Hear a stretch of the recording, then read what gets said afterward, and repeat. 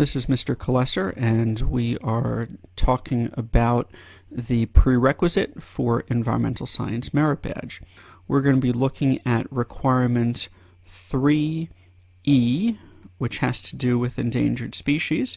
There are two options here that I'm recommending for you, either 3E1 or 3E2. So let's just go through these requirements real quick. First one, do research on one endangered species found in your state. Find out what its natural habitat is, why it is endangered, what is being done to preserve it, and how many individual organisms are left in the wild. Prepare a 100-word report about the organism, including a drawing. Present your report to your patrol or troop. Okay, that's one option. The second option, you can do research on one species that was endangered or threatened, okay, so expanding it out a little bit, but that has now recovered. Find out how the organism recovered and what its new status is. Write a 100-word report on the species and discuss it with your counselor. The purpose of this video is to help you narrow it down. That way you can pick an option, pick a species, and roll with it. Okay, let's take a look at a different website here. Okay, whenever we're dealing with the environment, there's the potential there, a very large potential there, unfortunately, for false information. Okay, so since we're talking environmental science merit badge, we really need to consider our sources of information. So right here we are at the U.S. Fish and Wildlife Service. This is a special part of their page that they have a tool where you can take a look at endangered and threatened and even rare species in your area. You just need to click Get Started. All right, getting started. Okay, thank you for the disclaimer. All right, so the requirement says that you need to find out about a species in your state. So let's make this simple. Let's find a place in New Jersey where there might be endangered species and go there. Over here we have the center of the town of Clinton in Hunterdon County. All right, and that would be really interesting if we thought that there were endangered species in the center of that town, but that's a developed area, so it's highly unlikely that we would find endangered species there. So what we can do, we can use the tool here to sort of zoom out. We can see the two reservoirs in nearby municipalities. All right, so what we're going to do is we're going to draw. We'll use that polygon tool over here. Click on it, and then we're going to draw a nice big area around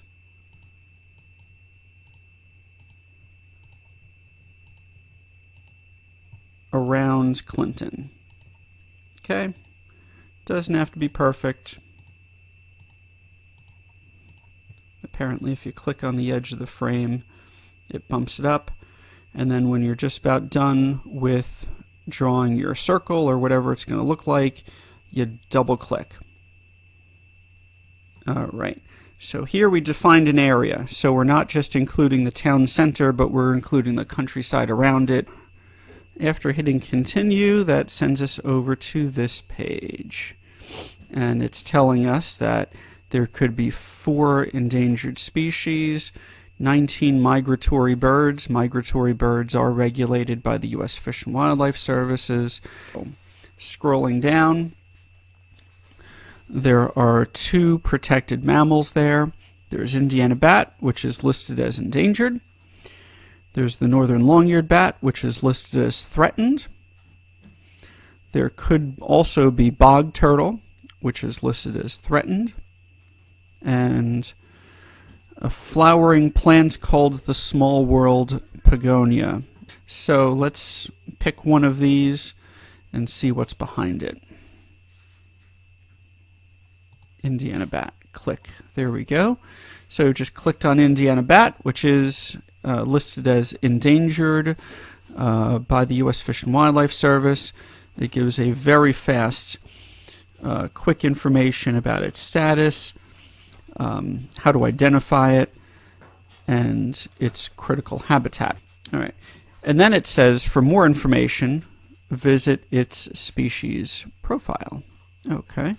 So if we click on that, now we're brought over to the species webpage within the U.S. Fish and Wildlife Service. It gives the very fast information that you need to know about it, including what states it's found in, which of course there's New Jersey. Okay. Gives the current listing status summary. You can ignore this. Its current range. Okay, so there we are in northern New Jersey. And then from here, Federal Register documents. I'm going to make the recommendation that you not open any of these. These are documents that are really written for either professional wildlife biologists or lawyers. So none of these are exactly scout friendly. All right. But if you scroll all the way down, and I mean all the way down, here we go. You get its life history, of which there is no information in the system. Well, that's not terribly helpful. Okay, so if you find the federal U.S. Fish and Wildlife Service not a fantastic source of information, you can then go over to your state Fish and Wildlife Agency's webpage. All right, so this is right over here. This is the New Jersey Division of Fish and Wildlife's Endangered and Non-Game Species Program. They're in charge of all of the rare, threatened, and endangered wildlife in the state of New Jersey. And if you have a species that is listed as threatened or endangered under the Federal Endangered Species Act, then automatically in New Jersey it is going to be listed as endangered within the state. So therefore, it is going to appear here. Okay, so here's the web address up here at the top. And let's try to find the Indiana bat. It's not a bird. It's not a reptile. It's not an amphibian. It's not an invertebrate. It's a mammal. There we go. And here we go. Bat, comma, Indiana. And it says endangered. So we'll click on that. This is going to send us over to a fact sheet prepared by a wildlife biologist within the New Jersey Division of Fish and Wildlife. These are extremely helpful.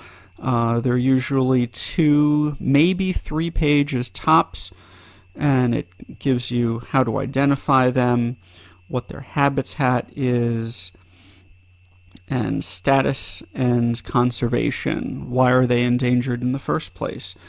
It could have some information there about what's being done for them. Okay, it might have some population numbers in there.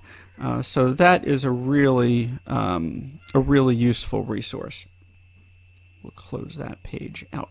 Okay, so as I said, if it's listed as threatened or endangered under the Endangered Species Act, then it's automatically going to be listed as endangered under the state Endangered Species Act. So let's say, where am I? Okay, we're back on the federal page and we're going backwards. So let's say that reptiles are more of your thing, but you see here that the bog turtle, it's only threatened under the Federal Act. Well, lo and behold, we go back to the states page and we scroll up, reptiles, and there we go. There's the bog turtle listed as endangered by the state of New Jersey. So if that's more of your thing, well then, here you go. You can click on that, and here you have a nice 2-page fact sheet on the bog turtle, which is growing to be one of my more favorite endangered species in the state. So that is where you would find that information. Okay. All right, so there's a little bit more information here than what's shown on this page. If you go over here, you see print resource list.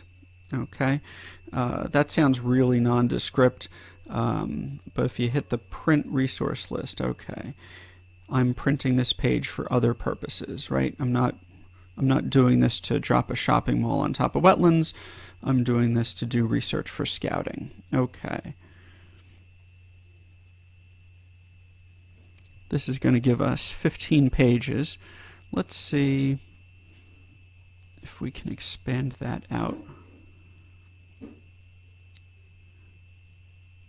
Okay, so you can print this for yourself. Paper is a renewable resource. Don't feel guilty. But this is going to give us a lot of good information on our area. There's that shape that we drew around the town of Clinton and the surrounding area. It's giving us information on our local field office for the U.S. Fish and Wildlife Service. And it's talking a bit about endangered species. These are specifically the federally endangered and threatened species. So we've got Indiana bat, northern long-eared bat, bog turtle, small world pogonia. All right, but that's only the 3rd page. Let's see. Now we've got migratory birds. So these migratory birds may very well be endangered within the state of New Jersey, but just not listed federally. So let's just pick one of these. Let us pick the golden-winged warbler.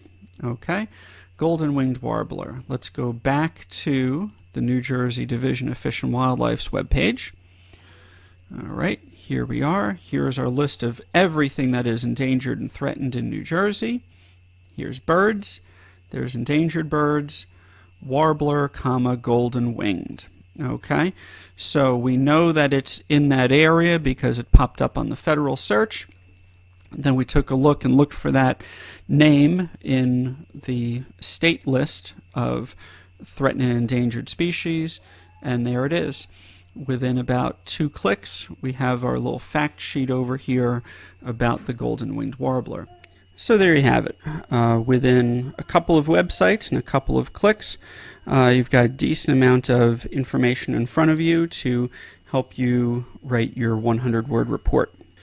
Please note that this says prepare a 100-word report. It says write a 100-word report. It doesn't say plagiarize a 100-word report. It does not say copy and paste a 100-word report. You are welcome to use these sources and others, but the report must be in your own words. So let's say you have trouble finding the information to fill out your 100-word report for requirement 3E1, okay, because you need to find that species, what its natural habitat is, why it's endangered, what's being done to preserve it, and how many individual organisms are left in the wild, okay?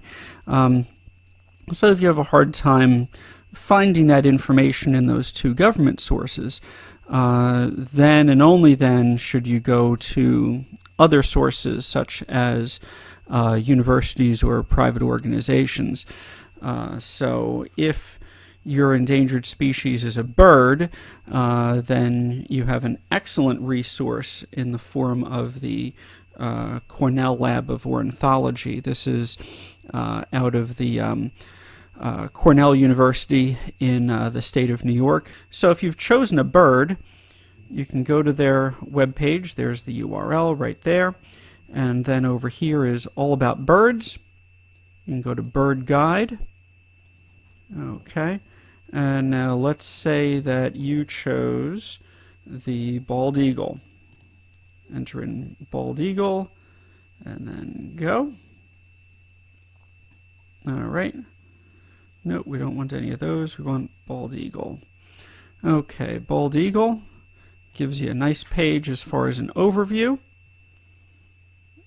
Some nice information there. But let's say you were a little lacking in the life history. You could click on life history here, and this gives you much more information about their life history, which also includes some nationwide information about conservation efforts. Okay, so that is an excellent resource. I'll also tell you that if you've chosen the golden-winged warbler, the best place to find information on that is with New Jersey Audubon. New Jersey Audubon is probably the best environmental organization in the state of New Jersey.